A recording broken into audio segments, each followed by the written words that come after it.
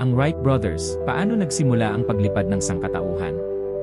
Disyembre 17, 1903, isang malamig at mahangin na araw na nagmarka ng pagsilang ng aviation at tuluyang nagbago ng paraan ng ating paglalakbay. Bago naging mga tagapanguna sa paglipad, ang Wright Brothers ay mga mekaniko ng bisikleta. Ang kanilang pangarap, lumikha ng makinang makakalipad sa himpapawid.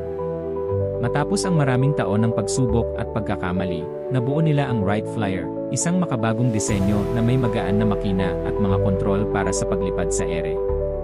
Sa umagang iyon ng Disyembre, unang lumipad si Orville sa himpapawid gamit ang kauna-unahang powered flight sa kasaysayan. Maikli man ito, sapat na upang patunayan na posible ang paglipad ng tao.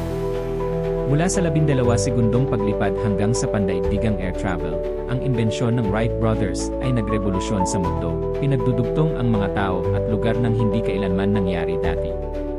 Ipinakita ng kanilang kwento na ang mga dakilang bagay ay maaaring magsimula sa maliliit na simula. Mag-subscribe upang matuklasan pa ang mga kwento na nagbago sa kasaysayan.